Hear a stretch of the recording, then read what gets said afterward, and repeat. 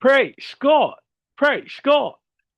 God is good all the time and all the time. God is good. Praise God, praise God.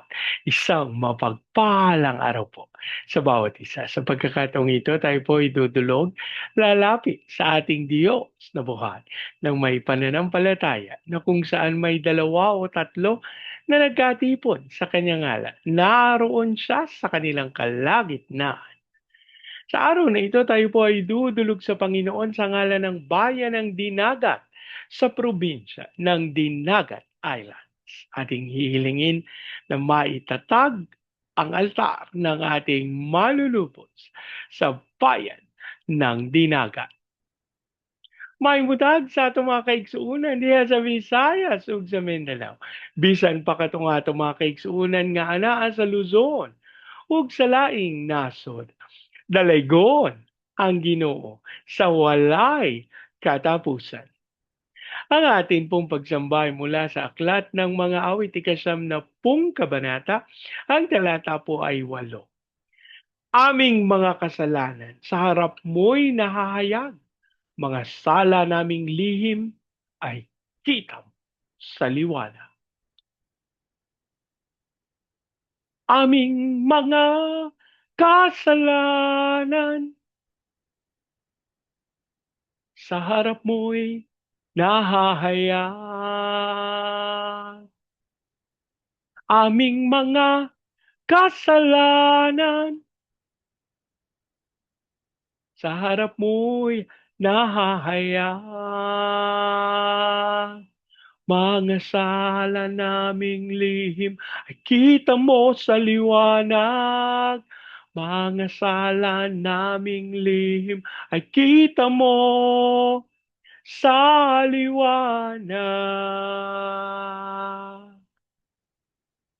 Ama naming Diyos na makapangyarihan sa lahat, kami po'y nagpapasalamat sa pagkakataon na minsan pang makadulog at makalapit sa iyong banal na harapan. Ama, kami po'y nagpapakumbaba, humihingi ng tawad sa lahat naming pagkakasala. Abang aming idinudulog sa iyo na kami linis sa magitan ng banal na dugo ng aming manunubos. Pawiin ang lahat naming karumihan upang tunay kami makapanatili sa iyong dakilang kalooban. Habang amin din pong idinudulog sa iyo ang bayan ng Dinagat sa probinsya ng Dinagat Island. Ang aming panalangin ng lahat ng altar at lahat ng kasunduan na ginawa sa Dinagat nang hindi ayon sa pangalan ng aming manunubos ay mapawalang bisa sa pangalan ni Jesus at sa pangunguna ng iyong Santong Espiritu maitatag ang altar ng aming manunubos sa bayan ng Dinagat. Maraming salamat po. Kaming pag-asa, lugon nyo. Tinanggap namin ang aming panalangin sa pangalan ng aming Panginoong Yesus. Amen. Amen. Amen. Amen. Amen. Amen. Amen. Praise God. Praise God. Ang ating pong pagpupulay ay mula sa aklat ng Exodus sa 14 na kabanata. Ang talata po ay 10 hanggang 12. Matinding takot ang nararamdaman ng mga Israelita nang makita nilang dumarating ang Paraon at ang mga Ehipsyo. Kaya't dumaing sila kay Yahweh. Sinabi nila kay Moises, wala na bang mapaglilibingan sa amin sa Ehipto? Kaya mo kami dinala sa ilang para dito mamatay. Inilabas mo kami sa Ehipto, ngunit tignan mo ang nangyari. Hindi ba't bago tayo umalis, sinabi na namin sa iyo na ganito nga ang sasapitin? Sinabi na namin sa iyo na huwag mo kaming pakialaman at pabayaan na lamang kaming manatiling alipin ng mga Ehipsyo sapagkat mas gusto pa naming maging alipin kaysa mamatay dito sa ilang. Ang Diyos po ang magpala ng kanyang buhay at makapangyarihang salita. Sa bahagi pong ito ng banal na kasulatan ay ating matatagpuan ang pagtagumpayan ng takot at reklamo sa gitna ng mga dead end ng buhay. Nakaranas na ba kayo na sa inyong buhay na parang wala na kayong matakbuhan?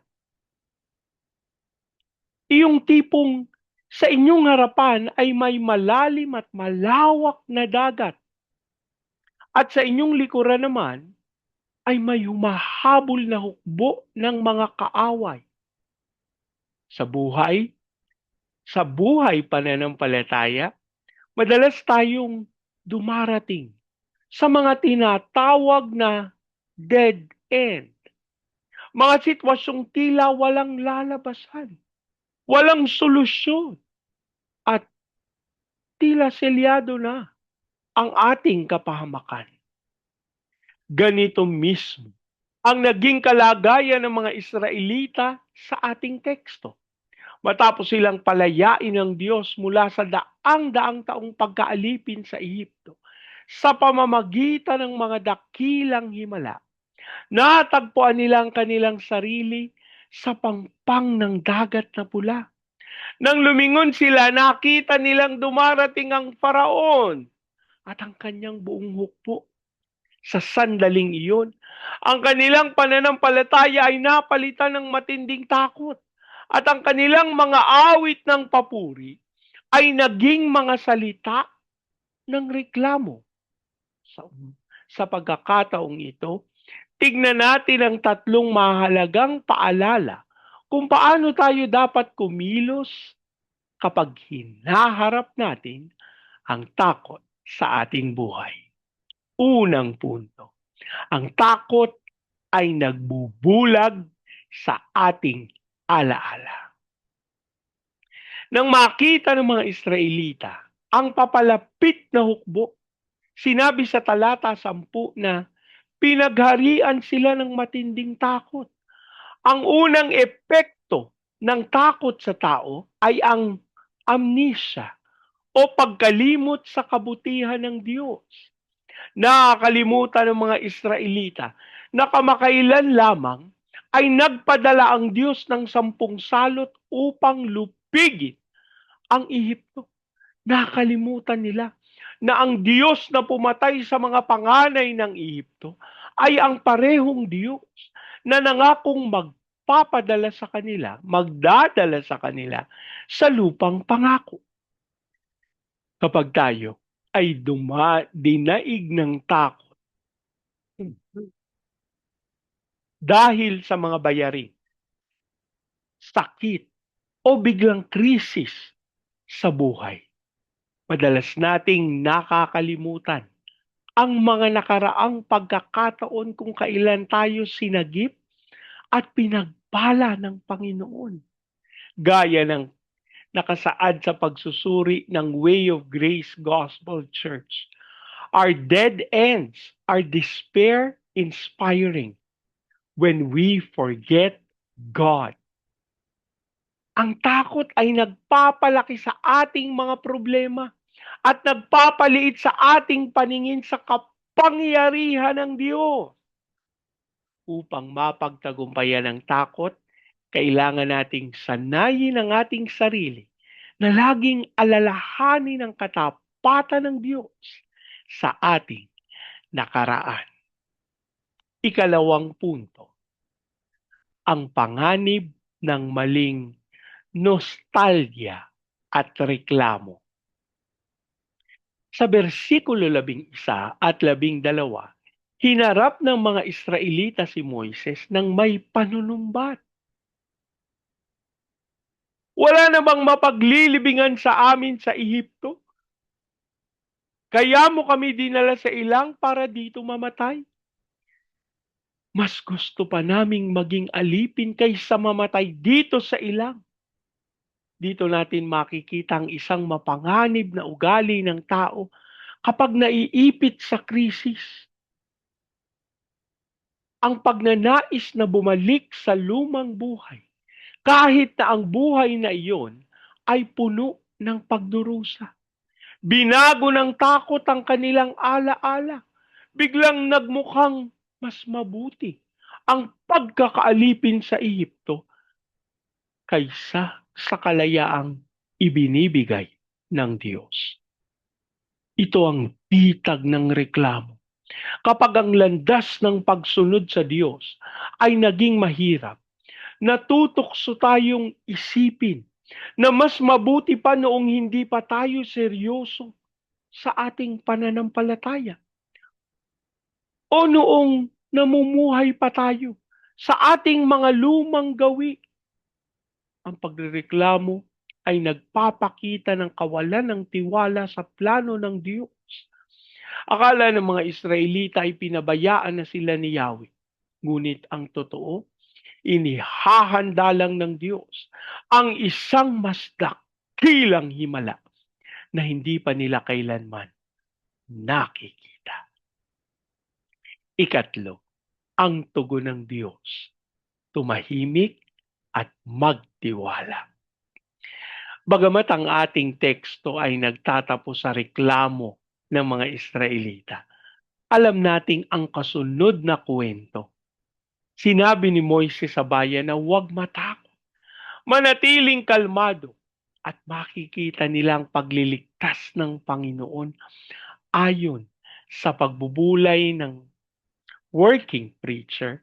Their mandate from God is Their mandate from God here is neither to fight nor flee, but to witness, to observe God's power and might. Hindi hinihingi ng Diyos sa mga Israelita na labanan ng mga Egyptyo gamit ang sarili nilang lakas, kundi ang magtiwala sa kanyang kapangyarihan. Kapag tayo ay nasa harap ng ating sariling dagat na pula, ang unang hakbang ay hindi ang magpanik o magreklamo, kundi ang lumapit sa Diyos sa panalangin ng may kapayapaan. Ang mga harang o dead end sa ating buhay ay hindi dumarating upang tayo ay sirain, kundi upang ipakita ng Diyos ang kanyang kadakilaan at kapangyarihan sa mga paraang hindi pa natin inaasahan. Mga kapatid, kung ang hukbo ng Ehipto na humahabol sa inyo ngayon, ano ang hukbo ng Ehipto na humahabol sa inyo ngayon? Ano ang dagat na pula na humaharang sa inyong pagsulong? Huwag nating tularan ang mga Israelita na agad nawala ng pag-asa at ninais na bumalik sa pagkakaalipin.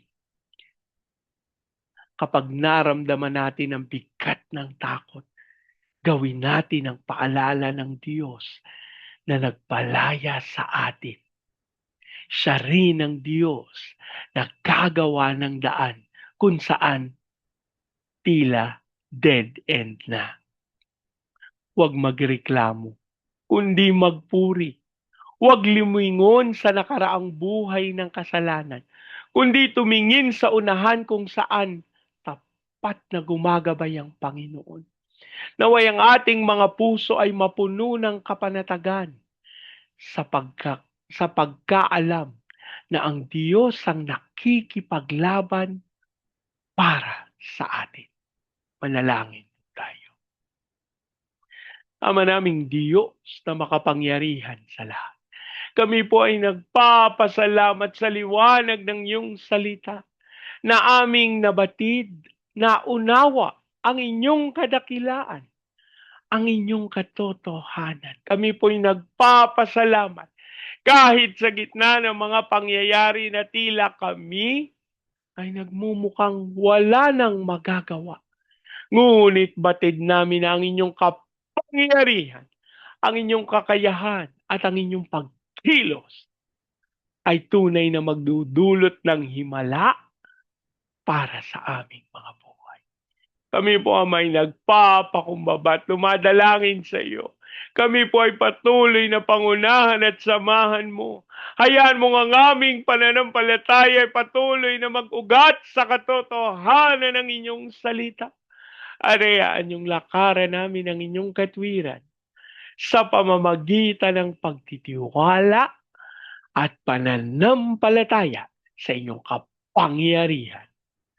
Lord, namin ding idinudulog sa inyo ang katawan ng aming Panginoong Yeso Kristo sa bayan ng Dinagat. Ang aming panalangin magkaroon ng unawaan, pagpapatawaran, pagmamahalan, pagkakaisa. Nawa ito ang maging dahilan na makita ng Santong Espiritu at maitatag ang altar ng aming Panginoong Heso Kristo sa bayan ng Didagat.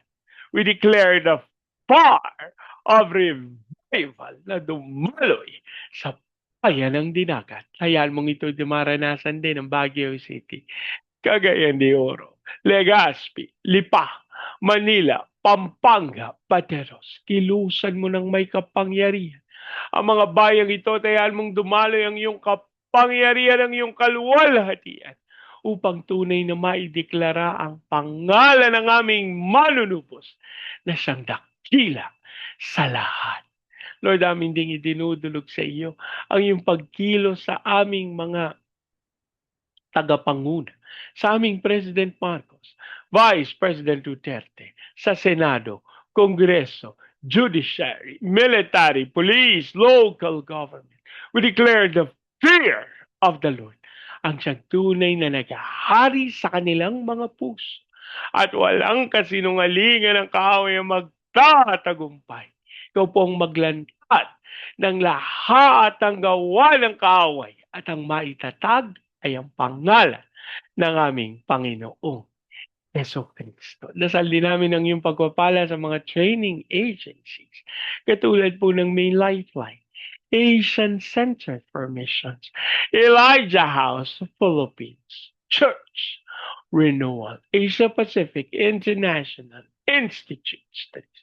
Ikaw po ang magkaloob ng lahat ng pagpapala sa mga ministeryong ito upang magtagumpay sila na maganap ang iyong itinakda. As we also pray sa mga misyonero at sa mga OFWs na tinawag mo bilang overseas Filipino witnesses.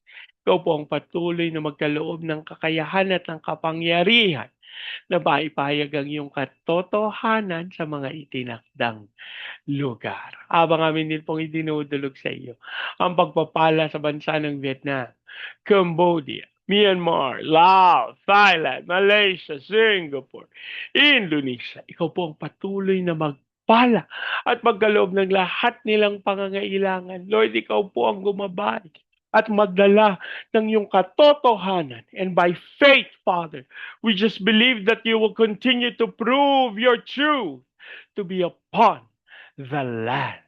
Dasal din namin ang pagpapala mo ng kaligtasan sa Hong Kong, Macau, Taiwan, sa Japan, China, South Korea, North Korea, Brazil at Russia. Dalangin namin ang pagkilos mo sa mga bansang ito at maipahayag ang katotohanan mo.